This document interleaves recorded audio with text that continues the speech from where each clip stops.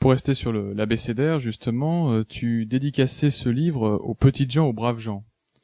Et moi, je voulais savoir si tu rejoignais malgré tout une critique de ces petites gens, comme pouvait le faire un Céline dans Mort à crédit, qui est quand même un livre d'un pauvre sur les pauvres, qui est assez cruel, montrant la vilainie, la bassesse qu'il peut y avoir aussi chez ces gens-là. Est-ce que tu as aussi ce volet critique, on va dire? Un sujet très intéressant. D'abord, on voit que l'idéalisation des petites gens vient toujours de la bourgeoisie. C'est notamment toute l'histoire du marxisme où des bourgeois juifs idéalisent du prolétaire goy. Hein. Ils en ont jamais vu, ils en ont jamais rencontré, et ils leur mettent dans les bras une espèce de mission prophétique historique qui les intéresse pas, les types. Donc ça, Céline l'a compris très vite. Il y a une raison pour laquelle je défends les petites gens et les braves gens, c'est que c'est eux qui font le boulot. Et c'est ça leur morale. C'est pas qu'ils sont bien, géniaux, mieux que les autres, c'est qu'ils portent le monde sur leur dos, ils assument ce que j'appelle le principe de réalité. C'est-à-dire qu'ils bossent. Le facteur livre le courrier, le laitier amène le lait, et que ces gens-là servent à quelqu'un. Moi, j'ai un respect infini pour les mécaniciens automobiles et motocyclistes. Les mecs qui réparent ma moto. Moi, je ne sais pas réparer une moto. Et quand je suis face à un jeune qui, lui, pense que je suis 100 fois supérieur à lui intellectuellement, ce qui est vrai sur le terrain du concept, mais lui, il sait comment marche de A à Z un moteur à explosion. Le génie humain, c'est infiniment complexe de maîtriser la totalité du fonctionnement d'un moteur à explosion.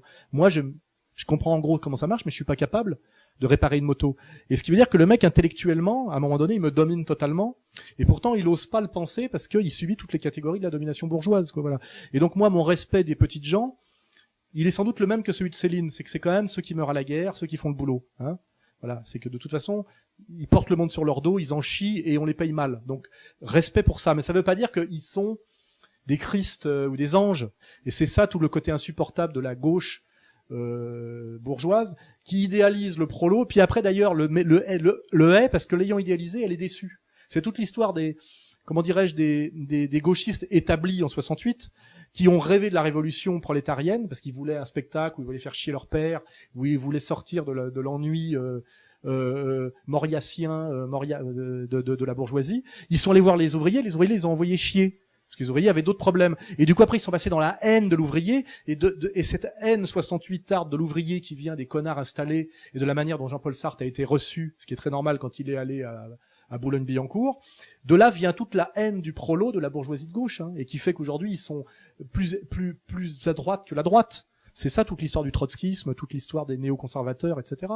Hein. Et moi, effectivement, c'est là-dessus, je suis très proche de Céline, ce qui est normal. Je suis quelqu'un qui a côtoyé les petites gens toute sa vie, qui les respecte parce que moi, j'ai conscience relativement d'être un parasite. C'est-à-dire que je produis du concept, je produis de la culture, mais je produis pas au sens direct du terme.